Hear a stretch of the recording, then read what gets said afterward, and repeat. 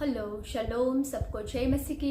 मैं हाना अब्राहम फिर से हमारे इस चैनल में आप सबका स्वागत करते हैं और परमेश्वर का धन्यवाद करते हैं। परमेश्वर ने फिर से हमें मौका दिया है कि हम आप सबके साथ प्रभु के वचन को बांट सके। और मैं आशा रखती हूँ कि आप सब लोग प्रभु में सुरक्षित होंगे, आनंदित होंगे और सारी महिमा प्रभु को मिले। तो आइए हम आज इस वीडियो में जाने से पहले मैं आपको एक रिक्वेस्ट करना चाहती हूँ कि आज तक आपने हमारे इस चैनल को सब्सक्राइब नहीं किया है तो सब्सक्राइब करके बेल आइकन को प्रेस कर सकते हो, ताकि हमारे नए वीडियोस आप सबको मिल सके और प्रभु के वचन में और विश्वास में आप आगे बढ़ सके। तो आइए आज हम वचन में जाएंगे और आज का वचन ये एक बाइबल स्टडी है जो हम बाइबल के पुराने नियम में से मलाकी नबी के किताब में से हम देखने वाले हैं, उसमें से हम सीखने वाले हैं। उसका पहला पार्ट हमने पिछली वीडियो में मलाकी नबी के किताब का ओवरव्यू देखा था और इस बार हम पूरी डिटेल में मलाकी नबी की किताब में से सीखने वाले हैं कि प्रभु हमें क्या सिखाना चाहते हैं। तो आइए मैं आगे का समय मेरे हस्बैंड को देना चाहती हूँ।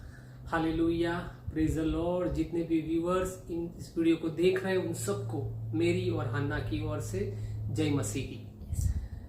आइए आज हम मलाकी नबी की जो किताब है उसकी जितने भी प्रोफेसीज है, जो वचन है, उसकी आज हम डिटेल में स्टडी करने वाले हैं। पिछली बार हमने ओवरव्यू किया था, उसका थोड़ा सा रिकैप कर लेते हैं। इजरायली जो लोग हैं वो बंधुआई में से आने के बाद 100 साल गुजर चुके हैं। उन्होंने परमेश्वर का भवन बना लिया है, लेकिन सुलेमान राजा ने जो भवन बनाया था उसकी कंपेयर में वो कुछ भी नहीं था। उनका खुद का कोई राजा नहीं है, क्योंकि पर्शियन जो एम्पायर था उसका जो राजा था वो उन सब के ऊपर रूल कर रहा था। यरूशलेम जो था वो अभी भी उजाड़ पड़ा हुआ था।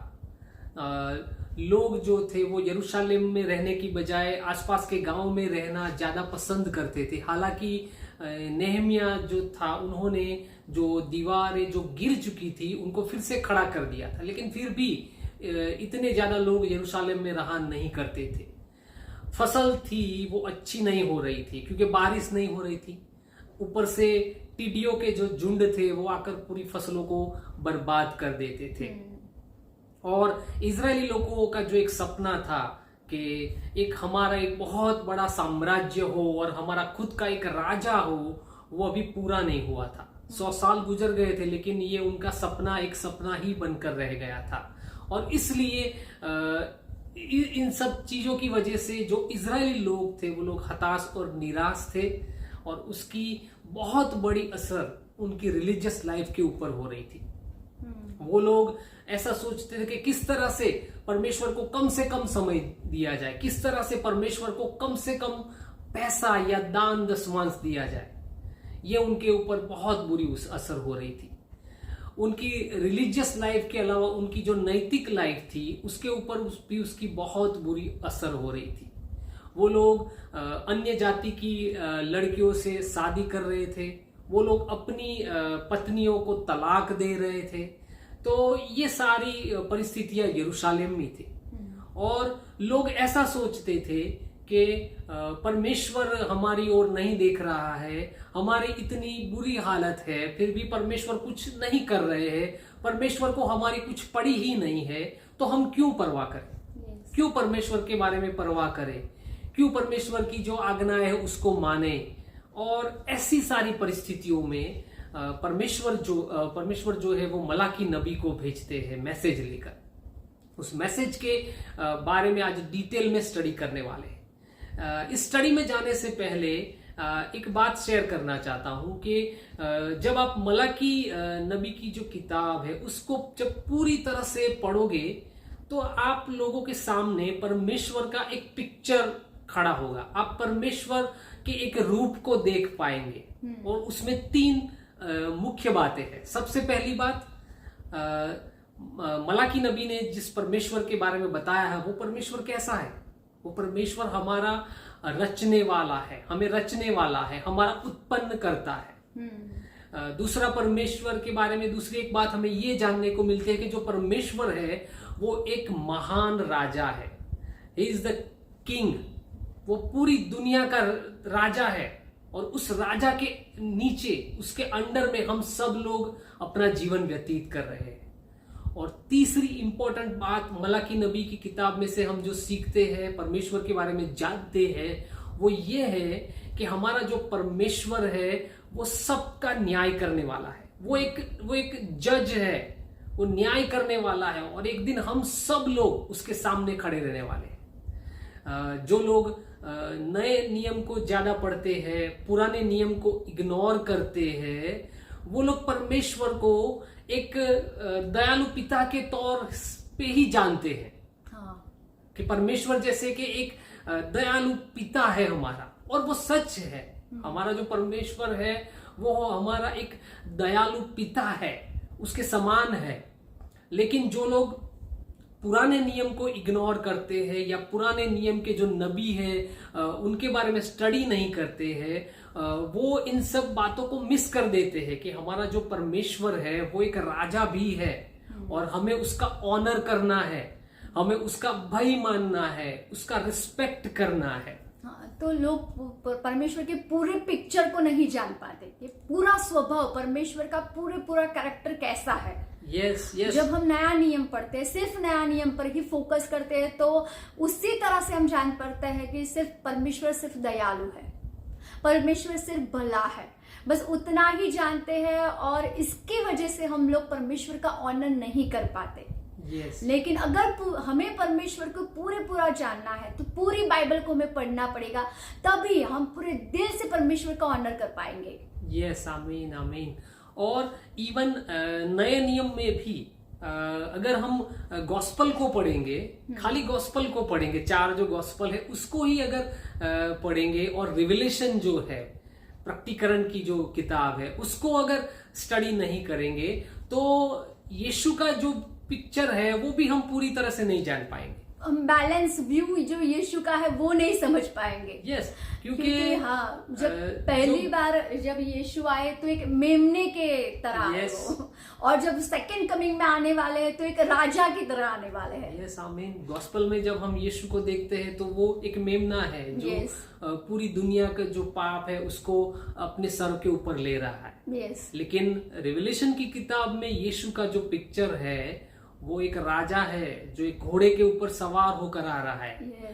तो हमारे लिए बहुत इंपॉर्टेंट है कि परमेश्वर को हम पूरी तरह से जाने, परमेश्वर को उसका जो स्वभाव है उसके पूरे स्वभाव को जाने। तो ये एक इम्पोर्टेंट पॉइंट है हम बिलीवर्स के लिए कि हम नए नियम को जितना इम्पोर्टेंस देते हैं उतना ही इम्पोर्टेंस हम पुराने नियम को भी दें। अगर आप लोग पुराने नियम में से नबियों की किताब को, स्टडी को इग्नोर कर रहे हैं, तो आज से मैं आपको रिक्वेस्ट करता हूं कि पुराने नियम में जो नबियों की किताब है उसको भी आप ध्यान से स्टडी करें ताकि आप परमेश्वर को पूरी तरह से जान पाए। तो आज की हमारी बाइबल स्टडी में आगे बढ़ते हैं। सबसे पहले, जैसा कि लास्ट टाइम मैंने बताया था कि ये जो मलाकी नबी की किताब है वो एक यूनिक किताब है और उसमें से एक यूनिकनेस ये है कि पूरी किताब में प्रॉफेट मतलब मलाकी नबी और जो लोग हैं उनके बीच में बहस चल रही है।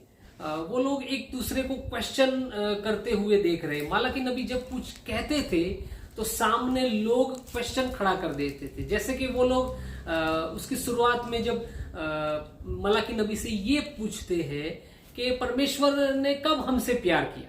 मलाकी नबी ने जब उनसे ये कहा कि परमेश्वर तुम लोगों से प्यार करता है, तो ये लोग ये कहते हैं कि कहाँ परमेश्वर ने हमसे प्यार किया, कैसे प्यार किया। तो मलाकी नबी उनसे ये कहते हैं कि परमेश्वर जो याकूब को प्रेम करता है और एसाव को नफरत करता है। मैं यहाँ एक क्वेश्चन करना चाहती हूँ कि क्यों ऐसा लिखा है कि परमेश्वर एसाव को नफरत करता है, उनको अप्रिय जानता है और याकूब को बहुत प्रेम करता है। ये तो एक दुनिया के नजरिए से देखे तो ऐसा लगता है कि परमेश्वर पक्षपात करता है। Yes yes. कई लोगों के मन में ये सवाल उठ जाता है कि परमेश्वर ने जैसे तय कर लिया है कि मैं याकूब से तो प्रेम ही करूंगा और एसाव को मैं नफरत करूंगा, लेकिन ऐसा नहीं है। क्योंकि परमेश्वर तो न्यायी है ना। यस, हमारा जो परमेश्वर है वो न्यायी परमेश्वर है। और यहाँ पे परमेश्वर ये कहते हैं कि मैं याकूब से प्रेम करता हूं और एसाव से मैं नफरत करता हूं। तो वो याकूब मतलब इजरायली प्रजा और एसाव मतलब अदोम के जो लोग थे, अदोम की जो प्रजा है, उनके बारे में बात कर रहे हैं। मीन्स पर्टिकुलर व्यक्ति के बारे में नहीं। यस, क्योंकि यहाँ जो बात लिखी गई है वो याकूब और एसाव के बारे में नहीं है, क्योंकि हम सब लोग जानते हैं कि परमेश्वर ने याकूब को तो आशीषित किया ही था, लेकिन एसाव को भी आशीषित किया था। एसाव को भी उसके हिस्से की जो जमीन थी, जो वतन था, वो उसको मिला हुआ था और उसकी जो प्रजा थी वो वहां ही रह रहे थे। तो परमेश्वर ने किसी तरह से एसाव के साथ कोई अन्याय नहीं किया था।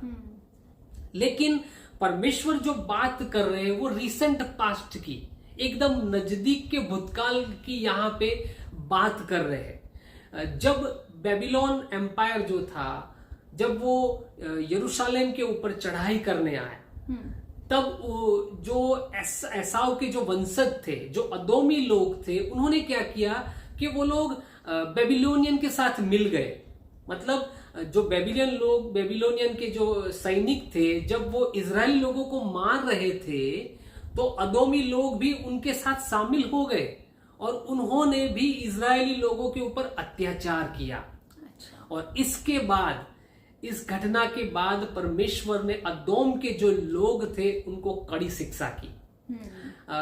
आज के जमाने में पेट्रा जिसे बोला जाता है, जॉर्डन में जो जगह है पेट्रा, वहां पे अदोमी लोग बसा करते थे और वहां से परमेश्वर ने जो अरब के जो नबाटियन लोग थे उनके द्वारा वहां से उनको खदेड़ दिया। जो अदोमी जो लोग थे उनका कोई वतन नहीं रहा, वो लोग दर दर की ठोकरें खा रहे थे। तो इस तरह से परमेश्वर ये कह रहे हैं कि मैंने तुमसे प्यार किया है, क्योंकि इजरायली लोग बंधुआई में गए, जरूर परमेश्वर ने उनको शिक्षा की, लेकिन 70 साल बाद वो लोग वापस फिर यरूशलेम में आ गए। ये परमेश्वर का प्यार नहीं है तो और क्या है? परमेश्वर ने उनके साथ जो वाचा बांधी थी उसको कभी नहीं तोड़ी।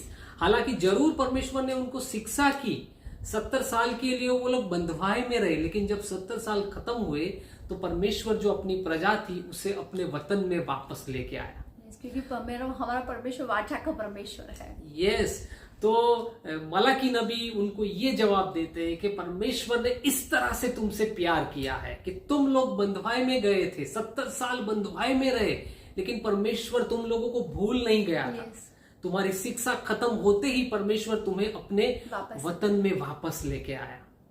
और इतना करने के बावजूद भी ये लोग ऐसा कह रहे हैं कि परमेश्वर ने हमसे कहां प्यार किया। इमेजिन कीजिए, अगर मान लीजिए आप खुद को उस जगह पे मान लीजिए कि जितने उपकार परमेश्वर ने इन लोगों के ऊपर किए, फिर भी ये लोग ऐसा कह रहे हैं कि परमेश्वर ने हमसे कब प्यार किया। और इस बात के बेस पर मलाकी नबी स्टेप बाय स्टेप एक एक बातें बताकर उन लोगों को यह कह रहे हैं कि तुम लोगों ने इस तरह से परमेश्वर की परवाह नहीं की, इसलिए परमेश्वर ने भी तुम्हें छोड़ दिया है। तो सबसे पहले मलाकी नबी जो याजक जो लोग थे उनसे बात करते हैं, उनको कड़े वचन सुनाते हैं। और पर मैं यहाँ एक बात कहना चाहती हूँ, क्यों याजक को क्यों कड़े वचन सुनाते हैं? हालांकि इजराइल प्रजा बार बार भटक जाती थी। तो याजक के लिए क्या संदेशा था? बाइबल में जब हम स्टडी करते हैं तो हम ये देखते हैं कि जो याजक जो लोग हैं, जो लीडर्स लोग हैं, उनके ऊपर पूरे जो लोग हैं उनकी जो जिम्मेदारी है वो लीडर्स के ऊपर रहा करती है। तो परमेश्वर हमेशा जो लीडर्स है उनको सबसे पहले दोषी ठहराते हैं, जो लोग हैं उनको तो बाद में, लेकिन जो लोग लीड कर रहे हैं उनकी रिस्पॉन्सिबिलिटी है, उनकी जिम्मेवारी है लोगों को परमेश्वर के रास्ते में लेके चलना। तो इसलिए सबसे पहले मलाकी जो नबी है वो जो याजक लोग हैं उन्हें कड़े वचन सुनाते। मलाकी नबी ये कहते हैं कि परमेश्वर ये कहते हैं कि मैं एक पिता हूं, तो मेरा सम्मान कहाँ है, मेरा मान कहाँ है, और अगर मैं एक राजा हूं तो मेरा आदर, मेरा मान कहाँ है। और ये जो याजक लोग थे वो तुरंत ये सवाल कर देते हैं कि कब हमने परमेश्वर का अपमान किया, कब हमने परमेश्वर का तिरस्कार किया। जैसे ही मलाकी नबी कहते हैं कि तुम लोग परमेश्वर का अपमान करते हो, ये लोग तुरंत तुरंत मलाकी नबी का विरोध करते हैं और कहते हैं कि कब हमने परमेश्वर का अपमान किया, कैसे हमने परमेश्वर का अपमान किया। और मलाकी नबी ये कहते हैं कि दो बात में तुमने परमेश्वर का अपमान किया। सबसे पहली बात, तुम लोग जो भेड़ बकरियों का अर्पण लेके आते हो वो लूले होते हैं, लंगड़े होते हैं, अंधे होते हैं, ऐसे जानवरों का बलिदान तुम परमेश्वर के पास लेके चढ़ाने के लिए आते हो, और तुम याजक लोग उसे अप्रूव भी करते हो। जब लोग ऐसे बलिदान लेके आते थे तो याजक लोग उसको चढ़ा ही देते थे, उसका अर्पण चढ़ा देते थे। लोगों को ये नहीं सिखा देते कि परमेश्वर को हमें हमारा जो बेस्ट है, हमारे पास जो श्रेष्ठ जो भेड़े है वो परमेश्वर को हमें चढ़ाना चाहिए। इस तरह से वो लोग परमेश्वर का अपमान करते हैं। और मलाकी जो नबी है वो बहुत बढ़िया आर्ग्यूमेंट करते हैं। वो लोगों से ये कहते हैं कि अगर तुम्हारा जो हाकिम है, जो गवर्नर है, उसके पास अगर तुम ऐसे अंधे, लूले, लंगड़े जानवर को भेंट लेकर जाओगे तो क्या वो उसे स्वीकार करेगा? तो तुम लोगों के लिए तो अच्छी अच्छी भेंटें लेके जाते हो। जब किसी हाकिम को कोई भेंट देनी है तो अच्छी भेंट देते हो, लेकिन परमेश्वर को अगर कोई भेंट देनी है तो लूले, लंगड़े, अंधे जानवर को लेके आते हो। मतलब परमेश्वर का जो भाई, जो ऑनर जो होना चाहिए वो इन लोगों में नहीं रहा था। और परमेश्वर के नियम के खिलाफ भी था ये। यस, मुझे एक घटना याद रही है, मेरे जीवन से ये जुड़ी हुई है। काफी सालों पहले की ये बात है। मैं जिस चर्च में जाया करता था वहां पे जब ऑफरिंग लिया जाता था तो लोग जो थे वो उसमें चवन्नी और अठन्नी डाला करते थे। मुझे आज भी याद है वो पास्टर ने पुलपिट के ऊपर से ये डिक्लेयर किया था कि प्लीज चवन्नी और अठन्नी मत डालिए, आज के जमाने में उसकी कोई वैल्यू नहीं है। तो आज भी मुझे वो घटना याद है। लोगों को जो बचा कुचा है, जो कोई काम का नहीं है, वो परमेश्वर को देते थे। यस, हमें ये आज भी ये सच चलता है। यस, ये आउट ऑफ डेट नहीं है। आज भी हम कई बिलीवर्स को देखते हैं कि जो चीजें जो उसके पास जो फाइनेंशियल रिसोर्सेस है उसमें से जो लास्ट में जो बचता है वो परमेश्वर के पास लेके जाते। कई बार तो फट्टी नोट जो होती है, जो कहीं भी नहीं चलती, वो उसमें डाल देते हैं। यस, ये हम बिलीवर्स के ये लिए बहुत गलत बात है। आज का ये जो वचन है वो आज भी उतना ही लागू होता है जितना मलाकी नबी के समय में ये लागू होता था। कि कई बार हम भी चर्च में ऐसा देखते हैं, तो हम बिलीवर्स के लिए बहुत बड़ा लेसन है। दूसरा, याजकों के ऊपर दूसरे एक कड़ा वचन मलाकी नबी उनसे ये कहता है कि तुम लोग जो लोगों को जो पसंद है वही मैसेज सुनाते हो, उसी को प्रीच करते हो। प्रभु का जो नियम है उसमें से तुम्हें तो उनको बताना चाहिए, कैसे परमेश्वर का भय माने, कैसे परमेश्वर का आदर करे, वो तुम्हें उन लोगों को सिखाना है। लेकिन तुम तो लोगों की शर्म रखकर लोगों को जो सही बात है वो नहीं बता रहे हो। yes. और आज के समय में भी ये बात उतनी ही लागू होती है।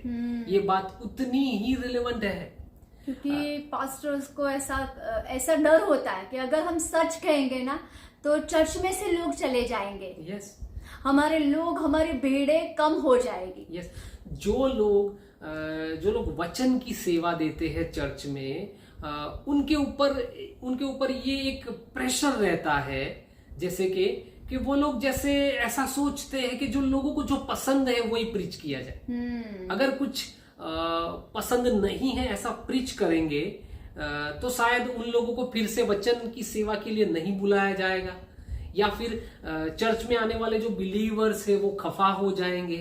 ऐसा सोचकर लोग जो लोगों को जो अच्छा लगता है वही प्रीच करते हैं, लेकिन हमें परमेश्वर को जो अच्छा लगा है वो प्रीच करना है।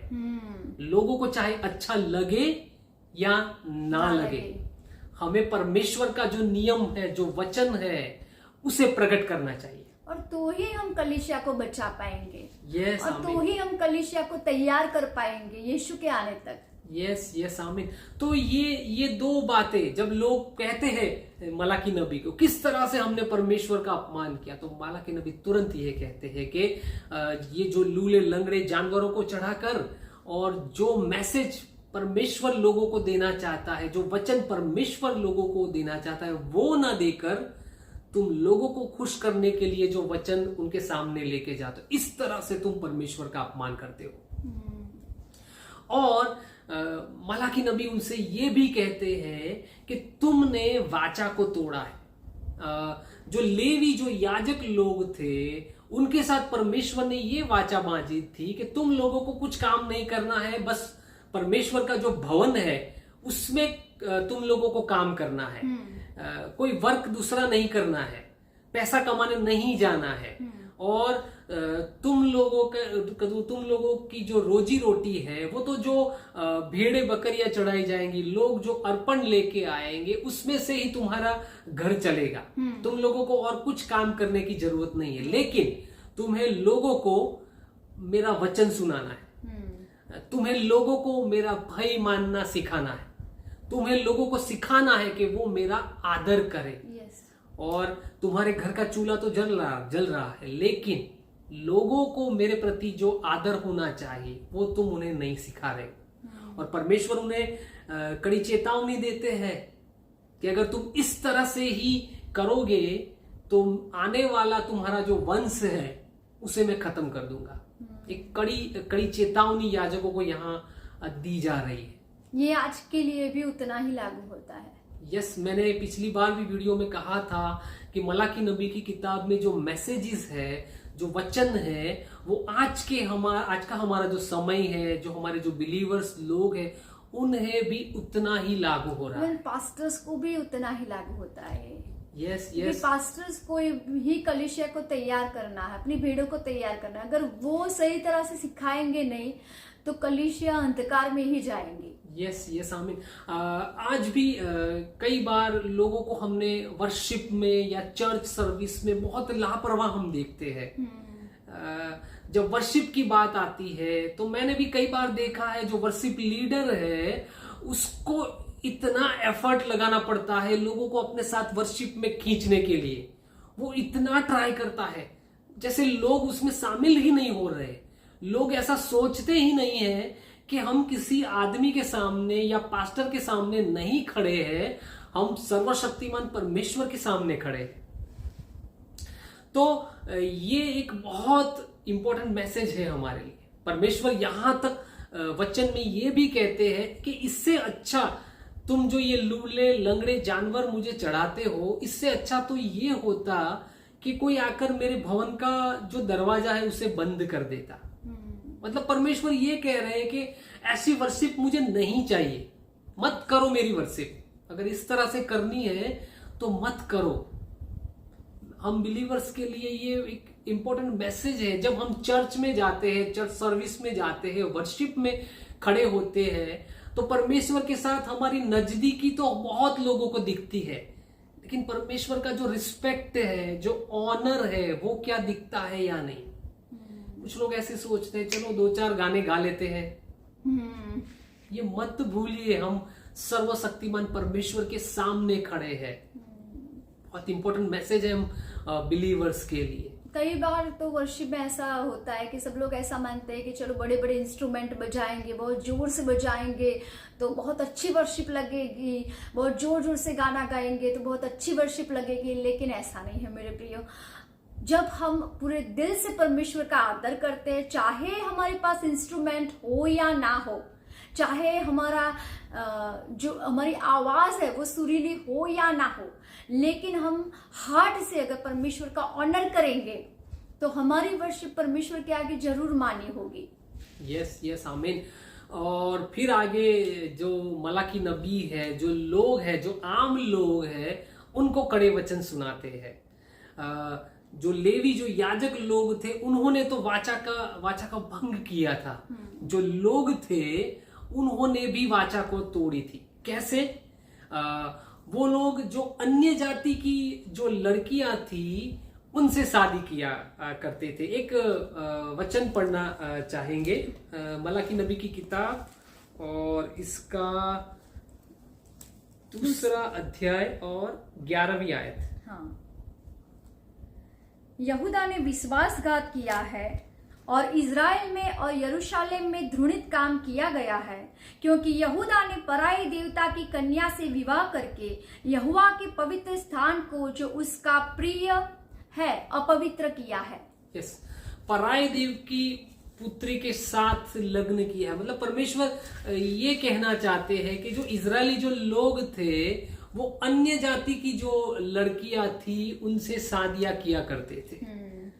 नए नियम में भी परमेश्वर ने हम बिलीवर्स को ये आज्ञा दी है कि हमें अनबिलीवर्स के साथ शादी नहीं करनी चाहिए। एक बात कहना चाहता हूं, गौर से उसको सुनिएगा और बाद में सोचिएगा। अगर आप शैतान के लड़के या लड़की से शादी करोगे तो आपको अपने ससुर के साथ जरूर प्रॉब्लम होगा। हम बिलीवर्स के लिए नए नियम में यही आज्ञा है कि हम बिलीवर्स के साथ शादी करें। हमारा अविश्वासी के साथ कोई मेल नहीं है। तो जो इजरायली जो लोग थे वो भी ऐसा कर रहे थे और आज के जमाने में भी वही हो रहा है। तो परमेश्वर उनसे ये कहते हैं कि जो शादी है, जो मैरिज है, वो एक कॉवेनेंट है, वो एक वाचा है। और परमेश्वर चाहे वो शादी कोर्ट में की गई हो या चर्च में की गई हो, परमेश्वर के लिए शादी मतलब शादी है। वो परमेश्वर की निगाह में वो पवित्र एक वाचा है। और ये लोग जब अनबिलीवर्स जो लड़की थी उनके साथ शादी करके अपनी जो बीवियां थी उनको वो लोग तलाक दे दिया करते थे। तो परमेश्वर ये कहते हैं कि आई हेट डिवोर्स। मैं तुम लोगों के पत्नी त्याग को धिक्कारता हूं। यहाँ पे एक रियल इवेंट मुझे याद आ रहा है। एक बार एक चर्च में एक पास्टर ने पूरे बाइबल वांचन का पूरे बाइबल को पढ़ने का आयोजन किया था, कंटिन्यूस। और उन्होंने ये डिक्लेयर किया था कि जो भी लोग बाइबल पढ़ना चाहते हो वो अपना नाम लिखवा के चले जाए और अपने उनको जो टाइम दिया जाए वो टाइम पे आके वो बाइबल का वचन पढ़कर जा सकते हैं। तो कंटिन्यूस ये बाइबल रीडिंग चल रहा था। और एक महिला थी जो पास्टर को नहीं जानती थी, उसको भी इच्छा हुई कि मैं भी जाकर ये जो कंटिन्यूस जो बाइबल रीडिंग है उसमें मैं भी हिस्सा लूं। वो पास्टर के पास गई, पास्टर को बोला कि मेरा भी आप नाम लिख लीजिए, 15 मिनट के लिए मैं भी बाइबल को पढ़ूंगी। और वो महिला को टाइम दिया गया, इस टाइम को आपको आके बाइबल को पढ़ना है। और एक ये बात और भी थी कि ये बाइबल वांचन को खत्म करके ये जो महिला है वो सीधे अपने वकील के पास जाने वाली थी, क्योंकि वो अपने हस्बैंड को डिवोर्स देने जा रही थी। उसने तय कर लिया था कि मैं अपने हस्बैंड को डाइवोर्स दे दूंगी। तो ये जो महिला है, जब उसका समय आ गया बाइबल पढ़ने का, तो वो चर्च में गई। जिस टाइम पे उसको बुलाया गया था वो वहां पे गई। और आप नहीं मानोगे, उसके भाग में ये मलाकी जो नबी है उनका ही जो वचन है वो पढ़ने को आया। और वो लेडी ने ये पढ़ा जहां परमेश्वर ने ये कहा कि आई हेट डिवोर्स, मैं तुम्हारे पत्नी त्याग को धिक्कारता हूं। और इसका रिजल्ट ये आया कि इस बाइबल रीडिंग के बाद वो महिला कभी अपने वकील के पास वापस नहीं गई। Praise the Lord.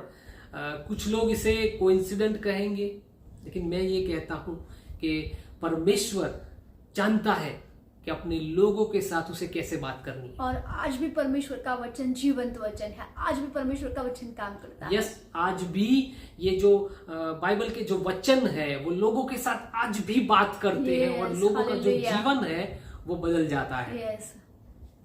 तो यहाँ जो लोग थे वो लोग परमेश्वर का इस तरह से अपमान किया करते थे। परमेश्वर की जो वाचा थी उसको वो लोग तोड़ रहे थे, और परमेश्वर थोड़े समय के लिए अपने हार्ट से उन लोगों से बात करते। जैसा कि हर नबी की किताब में परमेश्वर एक आशा की किरण छोड़ते हैं, और यहाँ पे भी परमेश्वर अपने लोगों के साथ अपने हार्ट से थोड़े समय के लिए बात करते हैं। परमेश्वर ये कहते हैं कि मैं कभी ना बदलने वाला परमेश्वर हूं, और इसलिए तुम लोगों का विनाश नहीं हुआ है, क्योंकि तुम लोगों ने तो अपनी वाचाएं तोड़ दी है, लेकिन मैंने अपनी वाचा नहीं तोड़ी हूं।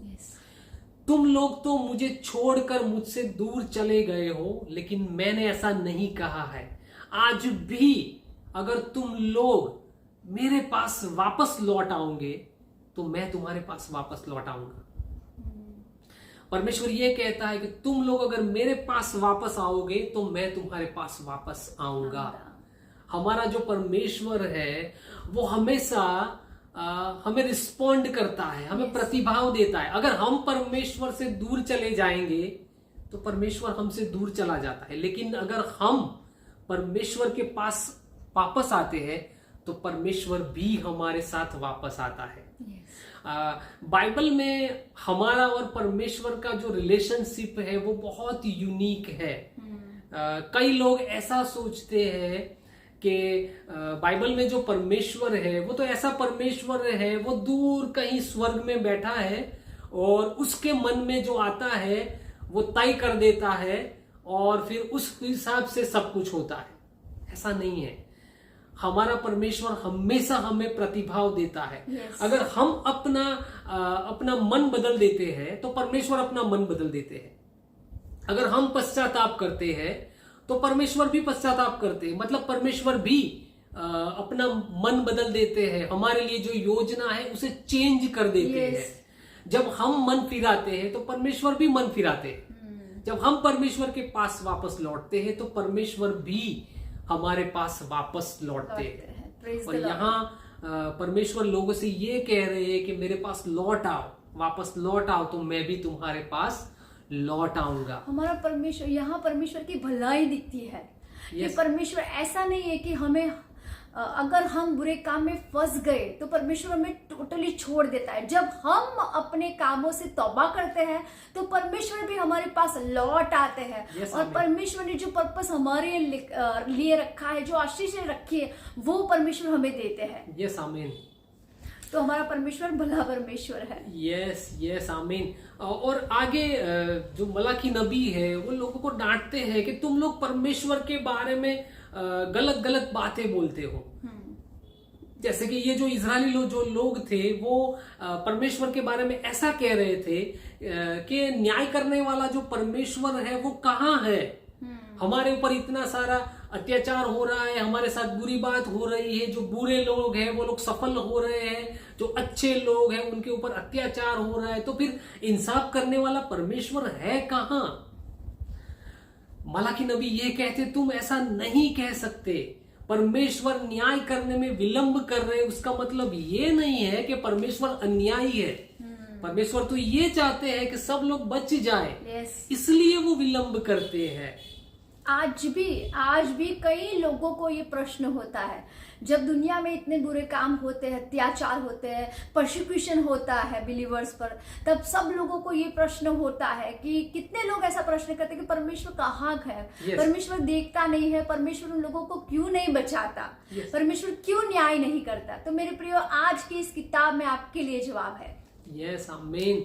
और मैंने भी कई लोगों के मुंह से ये सुना है, जब बहुत सारी बुरी घटनाएं बनती हैं, जब जो बुरे लोग हैं उन्हें वो लोग सफल हो रहे हैं, जो अच्छे लोग हैं उनके ऊपर अत्याचार हो रहे हैं, तो कई लोगों के मुंह से सुनता हूं कि परमेश्वर तुम्हारा न्याय कब आएगा, कब न्याय करने आ जाओगे। तब ये जो लोग हैं वो जैसे ऐसा सोच लेते हैं कि अगर न्याय करने परमेश्वर आएगा तो हम लोग बच जाएंगे, क्योंकि हम लोग तो अच्छे हैं। कोई नहीं बच पाएगा अगर वो आएगा तो परमेश्वर तो इसलिए विलंब कर रहे हैं कि किसी का नाश ना हो, सब लोग मन फिराए।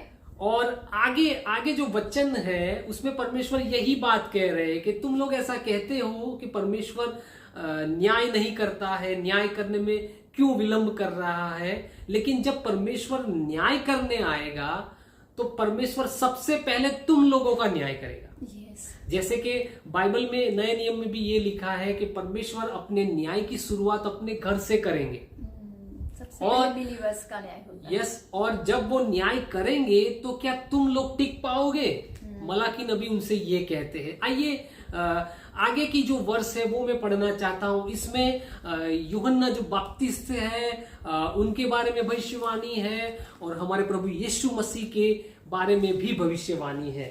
मलाकी नबी की किताब और उसका 3रा अध्याय और उसकी पहली आयत से, देखो मैं अपने दूत को भेजता हूँ और वह मार्ग को मेरे आगे सुधारेगा। यस, ये जो भविष्यवाणी है वो यूहन्ना बपतिस्थ के बारे में है। यस।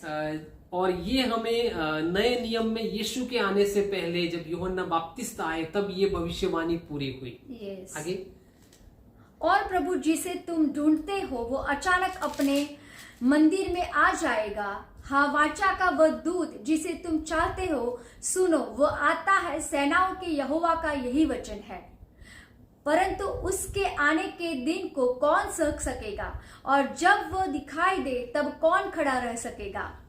क्योंकि वो सुनार की आग और धोबी के साबुन के समान है। वह रुपए का ताने वाला और शुद्ध करने वाला बनेगा और लेवियों को शुद्ध करेगा और उनको सोने रुपए के समान निर्मल करेगा। यस, तो ये जो भविष्यवाणी हमने पढ़ी ये प्रभु यीशु मसीह के बारे में है। यस।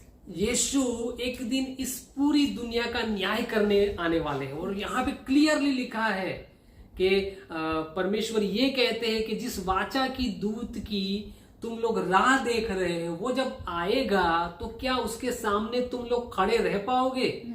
क्योंकि वो तो धोबी के साबुन की तरह और सुनार की आग के तरह होगा। तो यहाँ हमारे प्रभु यीशु मसीह के बारे में भविष्यवाणी की गई है। एक दिन यीशु मसीह आकर इस पूरी दुनिया का न्याय करने वाला है।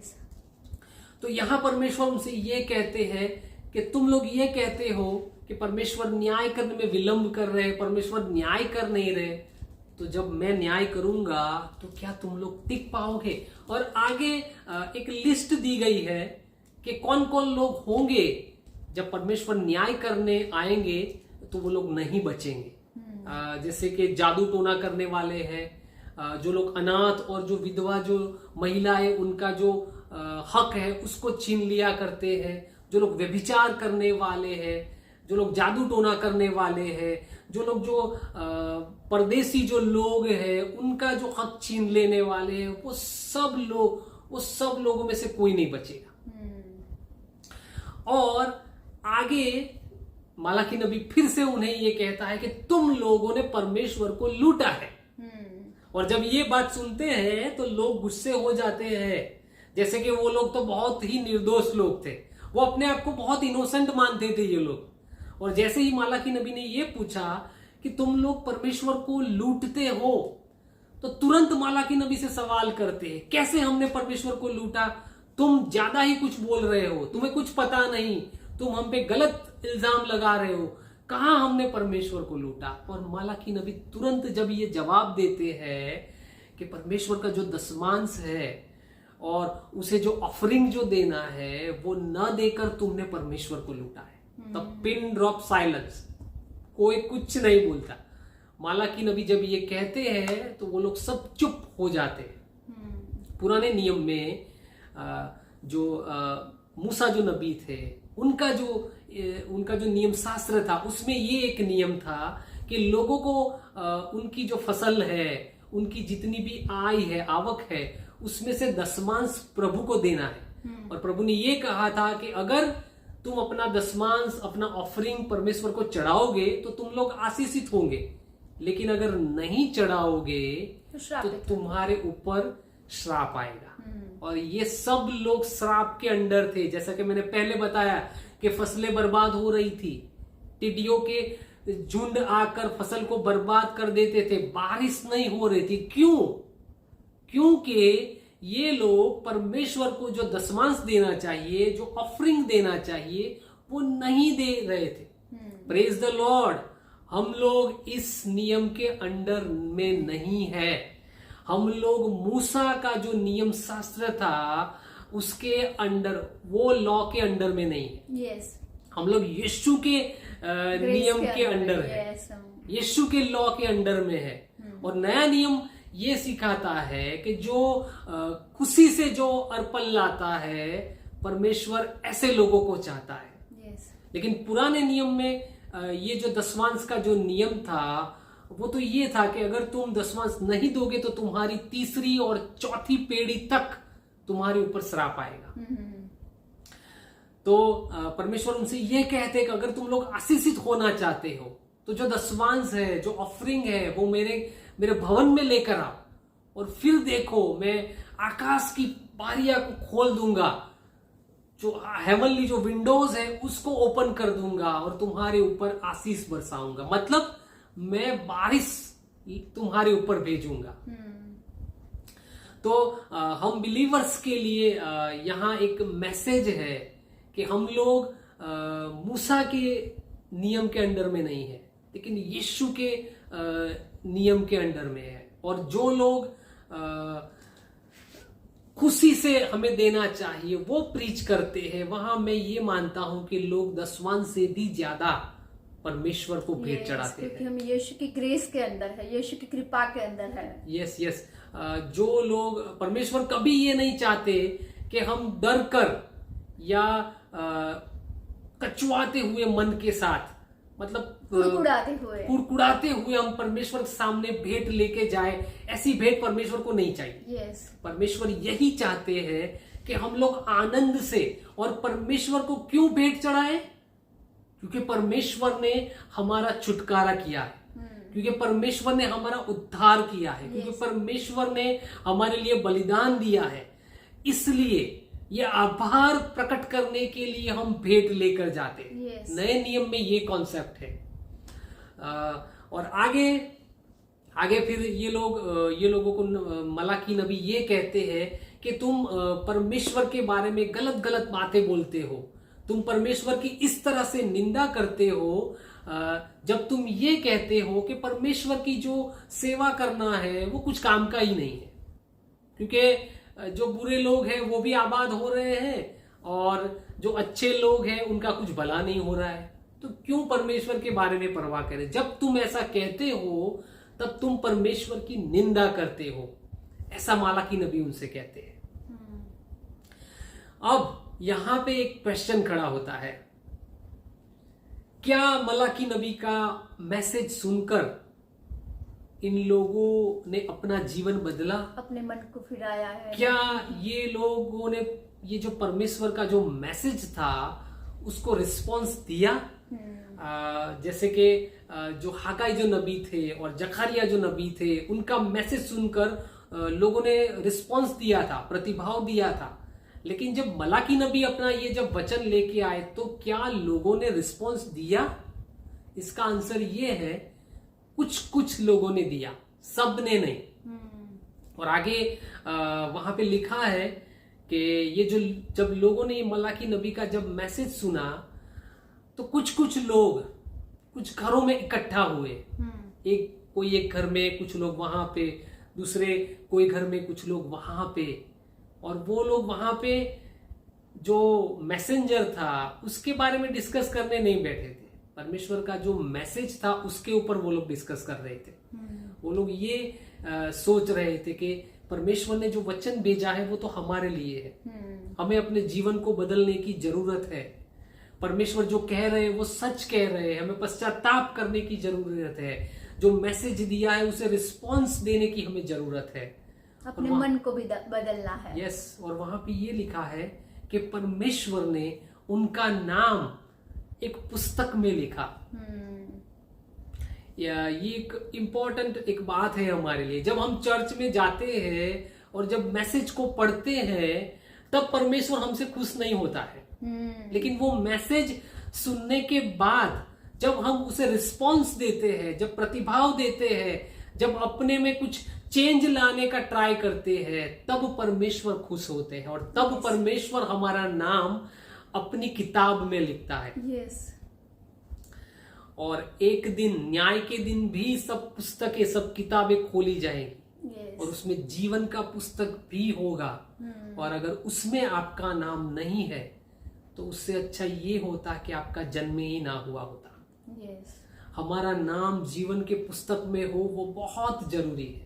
यस। और इन लोगों ने परमेश्वर के वचन को रिस्पॉन्स दिया और परमेश्वर ने ये देखा कि ये लोग मेरे वचन को रिस्पॉन्स दे रहे हैं। और वहां पे ये लिखा है कि परमेश्वर ने उनका नाम in the book of remembrance, उसमें परमेश्वर ने इन लोगों का नाम लिखा। तो यहाँ भी एक बात सीखने के लायक कि जब भी हम अपने मन को फिराते हैं, जब भी हम पश्चाताप करते हैं बुरे कामों से और परमेश्वर का जो वचन है उस वचन के अनुसार अपने जीवन को हम जीते हैं, तो हमारा नाम भी परमेश्वर की किताब में लिखा जाता है। यस, आमीन। और आगे फाइनल और एक बात मैं और कहना चाहती हूँ कि बाइबल की किताब में ये भी लिखा है कि अगर हम परमेश्वर के वचन के अनुसार नहीं चलेंगे तो अगर हमारा नाम लिखा भी होगा तो परमेश्वर उसे खत्म कर देंगे, वहां से मिटा देंगे। Yes yes yes. क्योंकि बाइबल में 4 जगह पे जो जीवन का जो पुस्तक है उसका उल्लेख किया गया है और उन 4 में से 3 जगह पे नाम मिटाने के बारे में लिखा गया है। तो ये बहुत सीरियस बात है हमारे लिए। यस, हम ये बात को बहुत इम्पोर्टेंटली ले कि हमारा जो नाम है वो लिख तो दिया गया है लेकिन उसे मिटाया वहां पे ना जाए। ये हमारी जिम्मेवारी है कि हम उसके प्रति सावधान रहे।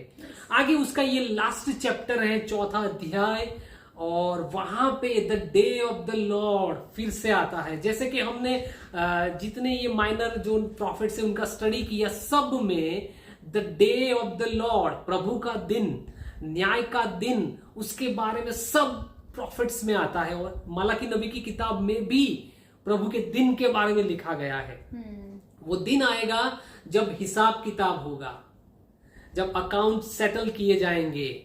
वो दिन आएगा जब इस पूरी दुनिया में जितने भी जो लोग हैं वो 2 हिस्सों में बढ़ जाएंगे। और यहां तक कि मैं तो ये कहता हूं कि चर्च में भी जो लोग हैं वो लोग भी 2 हिस्सों में बढ़ जाएंगे। या तो आप लोग मूसा की कंपनी में होंगे या आप लोग फिरौन की कंपनी में होंगे, या तो आप लोग एलिया की कंपनी में होंगे या तो आप लोग इजबेल की कंपनी में होंगे। तो हमें यह तय करना है हम किसकी कंपनी में रहना चाहते हैं, परमेश्वर की कंपनी में या शैतान की कंपनी में। और आगे एक बहुत ही सुंदर डिस्क्रिप्शन है वहां पे कि उस अंत के दिन में जो न्यायी जो लोग हैं उनके बारे में विवरण किया गया है और जो दुष्ट लोग हैं उनके बारे में भी विवरण किया गया है। न्यायी लोगों के बारे में जो विवरण किया गया है मुझे बहुत पसंद है। वहां पे ऐसा लिखा है कि उस दिन जो न्यायी जो लोग होंगे वो लोग आनंद से ऐसे उछलेंगे जैसे जो बछड़े हैं वो जब जैसे आनंद से कूदा करते हैं, उछलते हैं, वैसे वो लोग उछलेंगे। जो लोग गांव में रहते हैं उन्होंने शायद ऐसा देखा होगा कि जब बछड़ा होता है, जब वो बहुत खुश हो जाता है तब वो उछलने लगता है, पूरी तरह से उछलने लगता है। कई बार जो घोड़े हैं वो भी ऐसा करते हैं, जो कई बार जो बड़ी गाय है वो भी ऐसा करती है। और परमेश्वर यहाँ जैसे एक वसंत जो ऋतु है उसका पिक्चर दिखा रहा है, क्योंकि वहां पे ऐसा लिखा है कि उनके लिए सूरज उगेगा, तो वो वसंत का पिक्चर है। और परमेश्वर ये कहना चाहते हैं कि उस दिन मेरे जो लोग हैं वो जो बछड़े जैसे आनंद से कूदते हैं वैसे बिलीवर्स जो परमेश्वर को मानने वाले हैं, परमेश्वर की सेवा करने वाले हैं, वो लोग वहां पे ऐसे उछलेंगे। लेकिन उस दिन जो लोगों को रिजेक्ट किया जाएगा, जिन्हें नापसंद किया जाएगा, उनके बारे में जो विवरण लिखा है वो ऐसा लिखा है कि फसल कट जाने के बाद जो पौधे का जो छोटा सा भाग रह जाता है खेतों में, उसको पूरा जला दिया जाता है। जो लोग गांव में रहते हैं वो सब इससे परिचित होंगे। जब फसल काट ली जाती है उसके बाद जो छोटा सा पौधे का अवशेष रह जाता है उसे पूरा खेत को जला दिया जाता है और सब कुछ राख बन जाता है। और परमेश्वर ये कहते हैं कि जो दुष्ट लोग हैं वो इस राख के समान होंगे। तो ये एक पिक्चर परमेश्वर यहाँ पे प्रदर्शित करते हैं अंत के दिन का, कि जब दुष्ट लोगों का ये हाल होगा। लेकिन जो न्यायी जो लोग हैं वो लोग बछड़े के समान आनंद से उछलेंगे और कूदेंगे। और अंत में लास्ट में मूसा नबी के बारे में और एलिया नबी के बारे में लिखा गया है। परमेश्वर उनसे ये कहते हैं कि मैं तुम्हें एक और चांस दूंगा, मैं एक बार फिर से एलिया नबी को भेजूंगा, लेकिन अगर उसका भी तुम नहीं सुनोगे तो मैं आकर इस भूमि को सांप से मारूंगा। वहां पे कई जगह के ट्रांसलेशन में पृथ्वी लिखा है लेकिन एक्चुअल में भूमि है। परमेश्वर ये कहते हैं कि अगर तुम लोग नहीं सुनोगे तो मैं आकर भूमि को सांप से मारूंगा। और हम सब लोग जानते हैं कि 400 साल बाद ये भविष्यवाणी पूरी हुई। ये यूहन्ना जो बपतिस्थ थे वो एलिया नबी के जैसे ही कपड़े पहनकर एलिया नबी जैसा खाना खाया करते थे, वाइल्ड हनी और लोकस्ट को खाकर। तो ये जो यूहन्ना जो बपतिस्थ है वो जैसे उनका ही रूप लेकर वापस आए और लोगों के झुंड उनको सुनने जा रहे थे। और काफी चर्चाएं होती थी, लोगों के मन में प्रश्न हुआ करते थे कि ये क्या वाकई में एलिया नबी तो नहीं है। और यीशु को भी इस डिबेट में शामिल होना पड़ा था।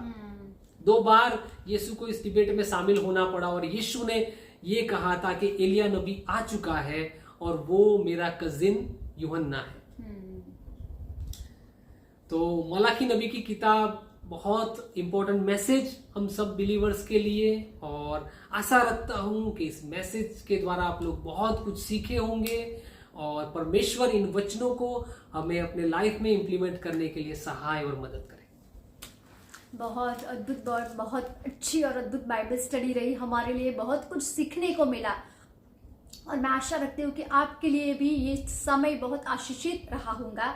तो इस बाइबल स्टडी की मैसेज को आप दूसरे मसीह भाई बहनों के साथ शेयर कीजिए ताकि दूसरे लोग भी प्रभु के वचन को बहुत करीब से समझ पाए, और शेयर भी कीजिए। और इसके पहले पार्ट की लिंक मैं डिस्क्रिप्शन बॉक्स में डाल दूंगी, तो आप उसका पहला पार्ट भी देख सकते हो और इसको बहुत गहराई से जान सकते हो। सबको जय मसीह की।